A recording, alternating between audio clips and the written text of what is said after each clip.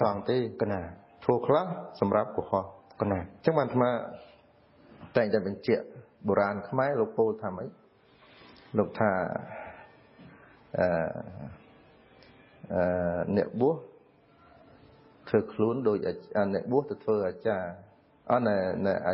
ណែទៅហ៊ានមកធ្វើអាចារ្យអ្នកបួសក្នុងសាសនាទៅពាក្យស័ក្តិ5 cái nào នេះថាម៉េចនេះថាទៅហ៊ានមានច្រើនប្រភេទតែថាលើកទៅហ៊ានមួយទៅហ៊ានប្រយុទ្ធណា cái nào ជាឆ្មាំប្រទេសគឺលោកកាន់កំភ្លើងហើយ cái nào ការពារទឹកដីហ្នឹងគឺអត់មានអីសង្ស័យទេបើសត្រូវណាមកឆ្លៀនពៀនទឹកដីគឺទៅហ៊ានហ្នឹងលោកការពារហើយ cái nào thôi tậpយុទ្ធទេត្រូវតែប្រយុទ្ធហ្នឹងមានន័យថាសម្លាប់ហើយហ្នឹងដើម្បីការពារទឹកដីហ្នឹងនិយាយឲ្យចំអញ្ចឹងទៅឲ្យពិបាកស្ដាប់ប៉ុន្តែគាត់អត់ព្រមគាត់ជាទាហានប្រយុទ្ធហើយគាត់កាន់កំភ្លើងការពារទឹកដីតែគាត់ធ្វើរឹកដោយអាចារ្យ cái nào អាចារ្យកាន់សិល cái nào អាចារ្យឡើយនេះគេសម្រាប់អ្នកកាន់សិល cái nào គេដែរយួរអ្នកកាន់សិលទៅកាន់កំភ្លើងមិនវាមិនមែនទេ cái nào ហើយលោកបន្តថែមទៀតបុរាណហ្នឹងលោកបន្តថែមទៀតថាចំណែកអ្នកបួសក្នុងសាសនានេះសាសនាកន្លែងនេះសំដៅយកពុទ្ធសាសនា cái nào មានន័យថាភិក្ខុសង្ឃនៅក្នុងសាសនានេះទៅពាក្យស័ក្តិ5 ទាំងសាមណេរទាំងភិក្ខុសង្ឃ ហ្នឹងហើយមានន័យថាម៉េចមានន័យថាសម្រាប់អ្នកបួសលោកឲ្យរក្សាសិលលោកឲ្យចម្រើនសមាធិបណ្ដោះបញ្ញាជាអ្នកទទួលខុសត្រូវក្នុងការបណ្ដោះបណ្ដាលសិលធម៌របស់សង្គមដឹកនាំពុទ្ធបរិស័ទប្រជាជាតិឲ្យចេះស្រឡាញ់គ្នាឲ្យចេះអត់ឱនគ្នាលើកកម្ពស់តម្លៃសិលធម៌នោះឲ្យខ្ពស់នៅក្នុងសង្គមជាអ្នកផ្សព្វផ្សាយសិលធម៌ជានិមិត្តរូបជាអ្នកសពបែបយ៉ាងក្នុងជាពិសេសក្នុងវិស័យសិលធម៌តែមិនព្រមធ្វើការងារនៅក្នុងវិស័យសិលធម៌គុណធម៌នោះទេទៅជាពាក្យស័ក្តិ5វិញមានន័យថាធ្វើខ្លួនដូចទាហានអញ្ចឹង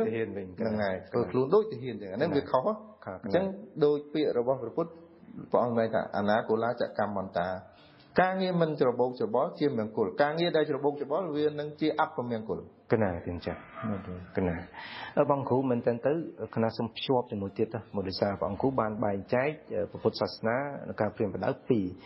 ភិក្ខុសង្ឃហើយនិងកុហកទូទៅធម្មតាប៉ុន្តែចំណែកមួយនៃសកម្មភាពជាផ្នែកមួយនៃវប្បធម៌ក្នុងស្រុកខ្មែរយើងគណៈតែងតែឃើញតាំងពីតូចមកពេលគណៈនៅក្មេងនៅស្រុករបស់ខ្ញុំប្រកាសណានៅកំពង់ឆ្នាំងថាអ្នកស្រុកខ្លះនឹងមានលេងអរិយផងមានស្អីក៏បែបយ៉ាងនៅពេលដែលមេឃរាំងឬអីយ៉ាងទៅដល់ពេលលេងឲ្យភ្លៀងហើយអ្នកខ្លះទៅអុជធូបអីយ៉ាងទៅទៀនអីក៏បែបយ៉ាងហើយគណៈឃើញបច្ចុប្បន្នភាពនេះមួយចំនួន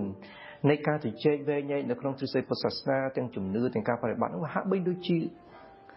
បង្កើតទៅជាចំនួននៃជំនឿទៅវិញបងគ្រូមែនតើទៅនៅពេលដែលបងគ្រូនិមន្តទៅដល់ប្រទេសដែលអភិវឌ្ឍជឿនលឿនទាំងជំនឿទាំងផ្នត់គំនិតទាំងការសិក្សាអប់រំទាំងរបៀបគិតនៅសាកលវិទ្យាល័យ Harvard ជាដើមនោះដូចបងគ្រូមានត្រាធិការប្រាប់ខ្ញុំកណាថាមានទាំង meditation center អញ្ចឹងមណ្ឌលវិបស្សនាធរៈឯ1 2 3 4 5ទាំងអស់នោះបើកន្លែងមកទស្សនវិជ្ជានៅស្រុកខ្មែរយើងវិញនៅពេលដែលយើងអុជធូបផងអុជទៀនផងសែនដូនតាផងក៏បែបយ៉ាងហ្នឹងវាអាចធ្វើឲ្យយើងមានបាបទេឬក៏យើងគួរតែយកមកទៅឆ្លោះគ្នាវែងញែកក្នុងសាសនាទេទៀតចា៎អានេះអាស្រ័យលើសកម្មភាពដែលគាត់ធ្វើហ្នឹងគេណាយើងឃើញដែរមកថ្មីមករយៈនេះមករយៈចុងក្រោយប្រហែលឆ្នាំចុងក្រោយនេះយើងអាត្មានិយាយចំទៅហើយយើងនាំគ្នាថានាំគ្នាជនជាតិខ្មែរនេះវាមាន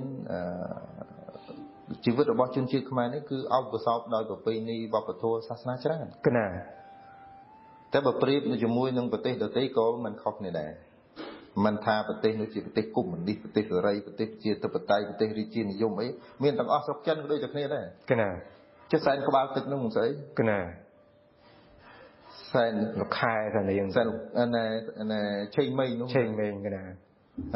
ហើយមានប្រពៃណីច្រើនទៀតនៅស្រុកចិនអាត្មាទៅកណាចិននោះឃើញជាសាសច្រើនណាស់នៅចិនបងគ្រូគោរពដូនតាកណាancestral worship កណាសែនក្បាលទឹកកណាអញ្ចឹងបើនិយាយទៅឲ្យទៅពាក្យថាមនុស្សនេះគឺតែងតែមានការរួមព័ន្ធយើងថារួមព័ន្ធចិត្តអាក្រក់ស្ដាប់ពេកថាដូចវាតែងតែលំអទៅដោយប្រពៃណីវប្បធម៌ជំនឿកណាដែលឡែកនៅស្រុកខ្មែរនេះបាន 100% ដែរប្រកែកព្រោះវិជាហ្នឹងព្រះលោកថាមានអញ្ចឹងមែនហើយអាត្មាហ្នឹងព្រោះធ្លាប់រៀនអីខ្លះអញ្ចឹងដែរកណាប៉ុន្តែគ្រាន់តែមិនជាយកមកជានេះទេហើយវិជាហ្នឹងមាននៅក្នុងសង្គមមនុស្សហ្នឹងដូចជាវិជា ក្នុងព្រះវិន័យលោកហៅដេរិឆានវិជាហ្នឹងមិនសំដៅយកវិជាដែលឲ្យទៅវិជានៅក្រៅពីពុទ្ធសាសនាសិតតែដេរិឆានទាំងអស់នេះមិនមានន័យអញ្ចឹងទេណាវិជាទាំងឡាយណាមួយដែលចេះឲ្យយកទៅបំផ្លាញអ្នកដទៃហ្នឹងឈ្មោះតែដេរិឆានវិជាហើយកណាចឹងបើចេះឲ្យជួយគេកណាលើសិក្សាករណីសិក្សាជាក់ស្ដែងព្រោះព្រះសង្ឃអង្គខ្លះលោកចេះស្រោចទឹកលោកចេះទាយហើយលោកពេលលោកស្រោចទឹកលោកទាយទៅពុទ្ធបរិស័ទនឹងជាមែនដូចលោកអាហ្នឹងចាត់ទុកថាលោកនឹងរៀនដេរិឆានវិជាដែរទេដូចគេកំពុងតែឆ្លោះគ្នារងថ្ងៃនេះខ្ញុំកណាស្ដាប់បើក YouTube ទៅបើក Facebook ទៅបើក TikTok ទៅលើតែគេឆ្លោះគ្នារឿងអុចធូចអុចទៀនដេរិឆានវិជាវាបហាគ្នាទៅវិញទៅមកវិជាហ្នឹងវិជាទាំងអស់ហ្នឹងមិនមែនតែតកតូនទាំងរឿងស្រោចទឹករឿងអីវិជាទាំងអស់វិជាប្រភេទបើនិយាយទៅថាប្រភេទវិជាប្រភេទជាពេទ្យណាសម័យពីដើមវាមិនមែនពេទ្យដូចយើងទៅទីពេទ្យពីដើមគ្រូពេទ្យមានអញ្ចឹងដែរ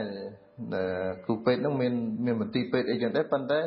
វាមិនគ្រប់គ្រាន់ទេភាគច្រើនគឺច្រើនតែវិជាពេទ្យបុរាណហ្នឹងគូផ្សំជាមួយនឹងមន្តអាគមហ្នឹងកណាអាហ្នឹងវាជាតម្រូវការរបស់មនុស្សសម័យមុនកណាវិជាខ្លះហ្នឹងហើយព្រះលោកហាមមិនឲ្យភិក្ខុសង្ឃនឹងព្យាបាលជំងឺដោយសារតែវាមានរឿងកណាមានរឿងយ៉ាងម៉េចទៅបងគ្រូមានរឿងជួនកាលព្យាបាលជាទៅក៏គេពេញចិត្តក៏កណាជួនកាលព្យាបាលជាឲ្យស្រឡាញ់លោកវិញទៅបងមិនមែនន័យទេព្យាបាលកណាព្យាបាលជាទៅគេពេញចិត្តទៅក៏គេលើកតម្កើងកណាព្យាបាលគេមិនជាទៅគេទាញទម្លាក់គេប្រមាថការទាញអីក៏មានដែរជួនកាលវាអាចឆ្លោះឆ្លយរហូតទៅស្លាប់មនុស្សទៀតកណាអញ្ចឹងព្រះវិជានឹងធម្មតាអាវិជាពេទ្យហ្នឹងមិនឲ្យតែអ្នកចេះពេទ្យសិតតែមើលជាទាំងអស់នេះវាមិនទេកណាវាមានទេវាមានជាវាមានអត់យើងសម័យឥឡូវពេទ្យច្បាស់ហើយកណាពីមុនខ្ញុំវាបើពេទ្យត្រូវវាអ្នកឯងត្រូវចុះអត្តលេខាបើជោគជ័យឬមិនជោគជ័យគឺអ្នកទទួលខុសត្រូវខ្លួនឯងមិនមែនពេទ្យអ្នកទទួលខុសត្រូវកណាគេមានលក្ខខណ្ឌច្បាស់កណាអញ្ចឹងព្រះលោកហាមថាហើយណាមួយទៀតវាបាំងដូចថាព្រះអង្គលោកឲ្យលោកព្យាយាមព្រះសម្មាសម្ពុទ្ធហ្នឹងព្រះពុទ្ធជាម្ចាស់លោកព្យាយាមឲ្យភិក្ខុសង្ឃហ្នឹងធ្វើខ្លួនជាអ្នកបង្រៀនសច្ចធម៌រឿងវាកើតឡើងឲ្យមើលឃើញជាតំណាងនៃបញ្ញាញាណកណាដែលប្រាប់ថាបញ្ញាដូចជាថាបើមានជំងឺអញ្ចឹងលោកឲ្យជួយប៉ុន្តែមិនឲ្យដើរតួជាអ្នកចូលទៅជួយដូចថាបើព្យាបាលព្យាអីហ្នឹងវាដូចស្មាបាននិយាយពីខាងដើមអញ្ចឹងវាមិនបានពេលខ្លះក៏ជាពេលខ្លះក៏អត់ទៅណាហើយបើសិនជាព្យាបាលមកជាដូចស្មាចឹងគឺមានការលើកតម្កើងទៅកណាដល់ជាទៅវាមានការទាញទម្លាក់ទៅអញ្ចឹងពេលលោកបញ្ញត្តិក្នុងវិន័យរឿងទាំងអស់ហ្នឹងប៉ុន្តែកត្តាវត្តសាស្ត្រនឹងការធ្វើអាណានិគមកាលចំនួនបារាំងដាក់អាណានិគមនៅស្រុកខ្មែរយើងជាដើមបងគ្រូយើងទើបតែទទួលបានឯករាជ្យឆ្នាំ53នេះទីអារាមក៏ជាចំណែកមួយនៃការបណ្ដុះបណ្ដាលទាំងចំណេះដឹងសិលធម៌ចំណេះដឹងនៃសង្គមហើយក៏ជាចំណែកមួយនៃការចូលរួមព្យាបាលអ្នកជំងឺដែលហើយក្រោយមកសម័យសង្គ្រាមក៏ទីអារាមនៅតែមានសារៈសំខាន់ទាំងអស់នោះវាអាចទៅជារឿងខុសឆ្គងខុសប្រក្រតីទេបើដូចបច្ចុប្បន្នម្នាក់អង្គុយទៅឆ្លោះគ្នាតែរឿងជំនឿចេះចោះរហូតនេះក៏ទៀមចាស់អាហ្នឹងយើងមើលឆ្លើយនឹងសំណួររបស់លោកថ្មអាចផ្ដើមចេញពីតំណេះយើងមើលក្នុងក្របខ័ណ្ឌព្រះពុទ្ធក្នុងក្របខ័ណ្ឌវិន័យរបស់សង្ឃដូចថ្មបាននិយាយអញ្ចឹងប៉ុន្តែបើយើងនិយាយក្នុងថ្នាក់ជា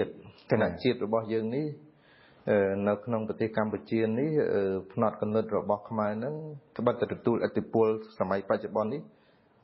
ត្បិតតែទទួលឥទ្ធិពលពីពុទ្ធសាសនាច្រើនក៏ពិតមែនប៉ុន្តែមិនមែនពុទ្ធសាសនាតែម្នាក់ឯងទេកណាដែលជួយពលឹងខ្មែរជួយអបស្ទូពលឹងខ្មែរជួយជ្រងជីវិតខ្មែរនៅសពថ្ងៃហ្នឹងវាមានទាំងព្រះពុទ្ធសាសនាមានទាំងអក្សរសិល្ប៍ខ្មែរមានទាំងវប្បធម៌ប្រពៃណីរបស់យើងហើយជាខ្មែរនេះទាំងអស់ហ្នឹងបូកផ្សំគ្នាមកបានជ្រងពូជសាសន៍មួយឈ្មោះខ្មែរហ្នឹងឲ្យក្របឈរឡើងឲ្យធ្វើដំណើរតទៅមុខទៀតគណាទៀតចា៎បើនិយាយក្នុងក្របខ័ណ្ឌជាតិ